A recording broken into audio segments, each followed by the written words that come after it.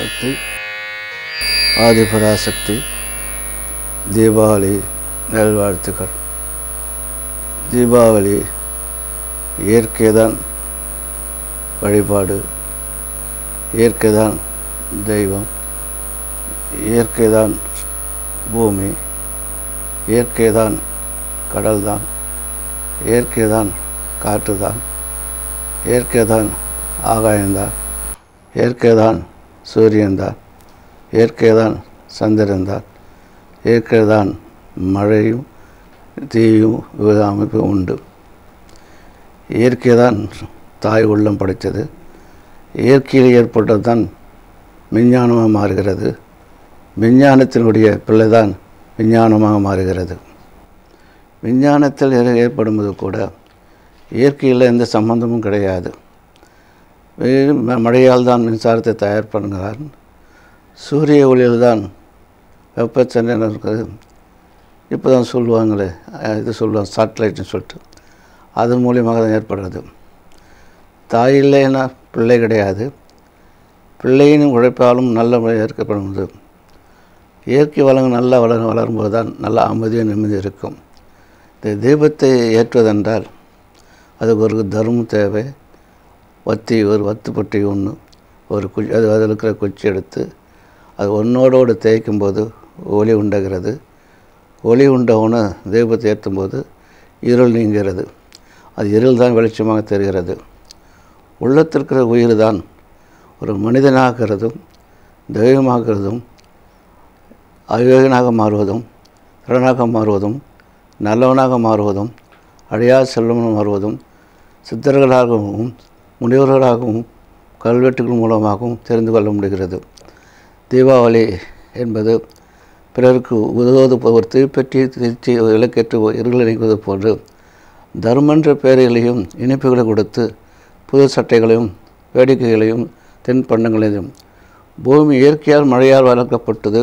பல ஒரு நெல் விளைச்சலாகவும் கரும்பு விளைச்சலாகவும் அதே போல் இனிப்பு விளக்கணும். மாம்பழம் இருக்கலாம். மாம்பழங்கள் பல பேர் இருக்கலாம்.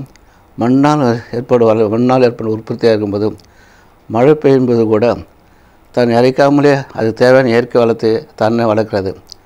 மனிதனால் நல்ல உள்ளங்களும் நல்ல எண்ணங்களும் நல்ல விதைகளை செயற்படும்போது பயிர் நன்றாக வளர்கிறது. அது உரமும் தேவையில்லை, உழைப்பும் தேவையில்லை, நிலவு இல்லை. தர்மன்ற ஒரு சொல்லுக்கும் வாய்கின்ற சொல்கள் உண்டு. பேசுகிற பேச்சில் கூட நல்ல காற்று, நல்ல வாசனை, நல்ல உண்டு.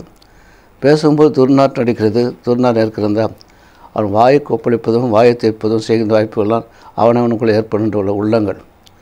அது அந்த காலத்தில் இருக்கும்போதும் உழைப்பால் தான் நல்லா வளர்ந்தான், உழைப்பால் தான் அமைதி கிடைத்து, உழைப்பால் தான் உயர்ற்ற வாழ்க்கை இருந்தான், உழைப்பால் தான் தாய் தந்தை வணங்கினார், உழைப்பால் தான் 6 அடி சொந்தம்னு சொன்னான். அதே நிலைக்கிறது. அதே போல் 6 அடி சொந்தம்னு கூன் வளர்ந்தால் கூட மண்ணில் புதையை பதித்தால் கூட அந்த எலும்பு கூடு எந்த அழியாமல் இருக்கும். இப்போ இருக்கிற மனிதன் இருந்தால் கூட நெருப்பாலும் அதை அணிகிறது, செல்களால் எலும்பு அழிந்து விடுகிறது. தீபாவளி என்பது வீடு பூசுவது, அலங்காரம் பண்ணுவது, தெய்வத்தை வணங்குவது, புத்தாடை வணங்குவது, சில கோயில்களில் செல்வது, சில ஊர்களில் செல்வது, உற்ற உறவுகளுக்கு போக வேண்டியது செய்வது, அனைத்து உறவுகள் மறையாமல் இருப்பது உண்டு. ஊறுக்காய் போன்று பழசோத்துக்கு ஊறுக்காய் எப்படி இருக்குமோ அது உறவுகள் நமக்கு தேவைதான். உண்பதுக்கும் உணவுக்கும் பேச்சுக்கும் ஆற்றலுக்கும் அல்ல, தர்மத்துக்கும் அழைப்புக்கும் அன்புக்கும் தான் அனுப்பி உண்டு. தின்பம் ஒரே நிலத்தில் இருந்து வேறு தான் நெல். அது நெல் அது எடுக்கும்போது நெல் இதிலிருந்து அரிசாகும்போது அது அரிசாக ஆகும்போது அது முறுக்காக மாறுகிறது, இனிப்பாக மாறுகிறது, அதிர்ஷ்டமாக மாறுகிறது.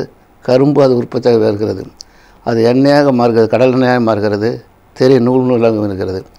இவை அனைத்தும் ஆகாயத்திலிருந்து வருவது கிடையாது, பூமியிலிருந்து வருவது உண்டு. மனிதனாக இருக்கும்போதும் மனிதனும் மிருகமும் ஒன்று தான், மிருகமும் மனிதனும் ஒன்று தான். அது இனத்தில் ஒன்று இருக்கிறது. அதுபோல் மனிதனுடைய குணங்களும் மனிதனுடைய உள்ளத்திலையும் 5 பூதங்களும் பஞ்சபாதங்களும் 5 எண்ணங்களும் இருக்கிறது. இயற்கை உடையத்தில் பார், விஞ்ஞானத்தை கண்டுபிடிச்சால் அது கண்டுபிடிச்சிருந்தான். ஒரு எரிமலை அடிக்கடி வருகிறது, அதை சாந்தம் செய்ய முடியல. புயல் வீசுகிறது, புயல் சாந்தம் செய்ய முடியல. கடல் உருவாங்கிறது சாந்தம் முடியல. அது அழிக்கிறது என்ன தெய்வன்றோ மனிதன் மனிதன் இருக்கும். புறாக்களுக்கும் ஓடுவதும் இருக்கும் எந்தவித பாவப்பாடு கிடையாது, எந்தவித எண்ணம் கிடையாது. கூட்டமாக வாழ்ந்து கூட்டமாக வாழ்கிறது, கோட்டு செயல்படுகிறது. மனிதனுக்கு தான் உள்ளவும் தாழ்வு இருக்குது. ஆண் பெண் ஒரே இனம் தான் உண்டு தேவை. படித்தவன் படிக்காதவன், படிக்காதவன் மேதையாகிறான், படித்தவன் படியாளிக்கத்தையாக இருக்கிறான்.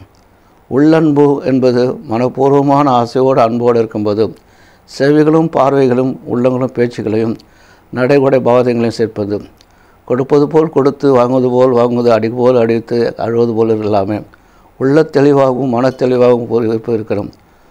குழந்தையார் இருக்கும்போது அந்த குழந்தை தாய் எந்த தாய் பெற்றெடுத்தால் அந்த இது நினைக்கும்போது அந்த குழந்தை மற்ற தாய் தொடும்போது அந்த உணர்வு தெரிகிறது. அது உணர்வு எப்படி தெரிகிறது? உள்ளொரு உயிருக்கு அது தெய்வமாக இருக்கிறது. மற்றவர் தொடும்போது அழுகிறது, தாய் தொடும்போது சிரிக்கிறது. அதே போல் உள்ளங்கள் தர்மம் செய்யும்போது தான் அன்பு பண்பு பாசம் வளர்கிறது. அன்பு பண்பு பாசம் தவிர ஆசை வளரக்கூடாது. அதோ பண்டங்கள் ஏற்கம் செய்யும்போது இந்த பண்டம் சாப்பிடலாம், அந்த பண்டம் சாப்பிடலாம், இந்த பண்டம் சாப்பிடலாம், அந்த பண்டம் சாப்பிடலாம். உழைப்புகள் இருக்கும்போதெல்லாம் எந்த பண்டம் சாப்பிட்டாலும் நம்ம இணைப்பு நோய் வருவது கிடையாது, ஆற்றாற்றுக்கு வருவது கிடையாது. மன திருப்தியாக உழைப்போம், மன திருப்தியாக செய்வோம். அனைத்தும் வேறு ஜலம் உழுது பயிர் செய்யும்போது கூட அனைத்துக்கு நடப்பயணம் உண்டு, மாட்டுக்கு நடப்பயணம் உண்டு, கருத்து நிலை உண்டு, புத்தாடை உண்டு, நிலை உண்டு. கடைசியில் வெடிப்பில்லாமல் உள்ளம் தெளிவில்லாமல் கருத்துக்கள் புரிந்து கொள்ளாமல் இருப்பதற்கும் படாசுன்னு சொல்லுவாங்க. படாசு பட்டம் இருந்தாலும் படாசு போன்று இருப்பது அது இல்லாமல் ஒரு வெடி சத்தம் இல்லாமலே எதுக்கு அந்த வெடி சத்தம் அரக்கன் கொண்டதாக அதக்கன் கொண்டதாக இருக்கும்ல.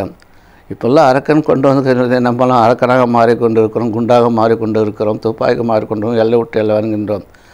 அவர்களாக இருக்கிறான், நம்ம அரக்கிறான் என்ற எந்தவித பாதுகாப்பு இருந்தாலும் பாதுகாப்போடு இருந்தால் கூட உயிர் பாதுகாப்பு தான் நமக்கு தேவை. இப்பக்கம் காற்று வீசு, இந்த பக்கம் காற்று வீசு, இந்த காத்திரும். இந்த திசை இந்த பருவத்திலிருந்து அந்த மழை பெய்யும், இந்த பருவத்திலிருந்து அந்த மழை பெய்யும், இந்த பருவத்தில் வெப்பசனலும் சொல்லுவான்னு சொல்லுவேன். ஆரம்ப கோடை மழை சொல்லுவாங்க, கோடை நேரம் அது இருக்க. அப்பொழுது கோடை மழை சொல்லுவோம். தென்மேற்கும் பருவம் வடகிழக்கும் பருவம் என்கிறோம். எந்த பக்கம் பார்த்தாலும் 4 திசையிலும் பெய்கிறது, செய்கிறது. ஆற்று அல்லது அமைதியாக இருக்கும்போது போனதோ பொற்காலம் வரும், வம்பு காலம் பொல்லாத காலம் வம்பு ஏற்படுகிறது. ஜனத்தொகை 4ல் 3 பாகம் 4 அரை பாகம் குறைஞ்சி வரும் என்று தன்னல சுயநலம் அதிகம் வளர்ந்துருக்கும்போது துப்பாக்கி சூடு வளர்ந்து இருக்கிறது. சுயநலம் வளரும்போது துப்பாக்கி வளர்ந்து கொண்டு இருக்கிறது, குண்டு வளர்ந்து இருக்கிறது. மண்ணுக்கு பொண்ணுக்கும் அந்த காலத்து ராமாயணத்தை ஏற்படுறாங்க. மண்ணுக்கும் பொண்ணுக்கும் பெண்ணுக்கும் ஏற்படுவது இப்போ அதுக்கு அந்த ராமாயணத்தை பற்றி நடைமுறை என்ன இருக்கிறது. கதை எழுதுகிறவனும் பேசுகிறவனும் பாதி பேசிட்டு இருக்கும்போது மக்களை தெரிக்க வைக்கணும், சிரிப்பு புரிய வைக்கணும், தெரிஞ்சணும். ஆனால் மக்களை புரிய வைக்கணும், சிரிக்க வைக்கணும், ஆனால் சிந்திக்க வைக்க முடியல. சிந்தித்து செயல்படுத்தின பலன் உண்டு.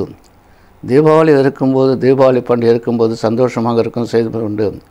அது வருஷப்பிறப்பு இருக்கும்போது ஒவ்வொரு பண்டிகை எதுக்கு இருந்தால் நம் உள்ளங்களை சுத்தம் செய்து கொள்வதும், பிறர் உறவினர்கள் விட்டு கொடுக்காமல் இருப்பதற்கும், வீட்டை சுத்தம் செய்து கொள்வதும், பூச்சிகள் இல்லாமல் இருப்பதற்கும், உள்ள உறவுகளுக்கும், மன அமைதிக்கும் நிம்மதிக்கும், நாம் இறந்தும் இறவாமல் இருப்பதற்காகவும் இந்த பண்டங்களும் திருவிழாக்களும் பண்டங்களும் தீபாவளி பண்டங்களும் விழாக்களும் பொங்கல்களும் சித்திரமாக விழாக்களும் பண்ணுறது உண்டு. விழாக்கள் மூலமாக உற்றார் உறவுகளை ஒன்றாக சேர்கிறோம், ஒன்று சேர்ந்து கொண்டிருக்கிறோம். மரங்கள் எடுக்கும்போது இந்த மரம் அந்த மரம் இந்த மரம் சொல்லணும். மரத்துக்கு ஆணிவேர் தான் முக்கியம். இந்த ஆணிவேர் முக்கியம் இருக்கும்போது அந்த மரத்தை அசைக்க முடியாது, செய்யாது. ஒரே தன்னம்பிக்கை இருக்கணும். ஒரு ஆண் வயிறு போன வைரமாக இருக்கணும், உள்ளே இருக்கணும். நடக்குதா நடக்கட்டும், அதை பற்றி கவலை கிடையாது. நமக்கு உயிர் இருக்குது, தெய்வம் இருக்குது, அணு இருக்குது. நான் செய்ய தர்மம் என்றும் நான் செய்கிற தர்மம் என்று என்னை அழிக்காது, அது நிலைத்து நிற்கும். பெரிய ஆலமரம் இருக்கிறது. அந்த பெரிய ஆலமரம் ஆணிவேர் தான் முக்கியம்.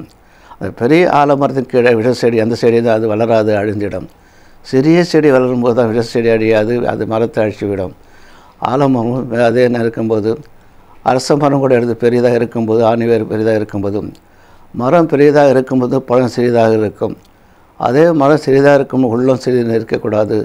தர்மம் சிந்தனை செய்யும்போது கூட அந்த சிந்தனை சின்ன பெரிய மரம் இருந்தால் கூட சிறிய உள்ளங்கள் இருக்கக்கூடாது.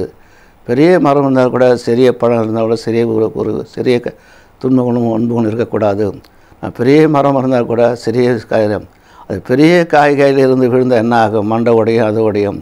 ஆண்டவன் நிழல் கொடுக்குறான், காத்திருக்கிறான், செய்கிறான், காத்திருக்கிறான்.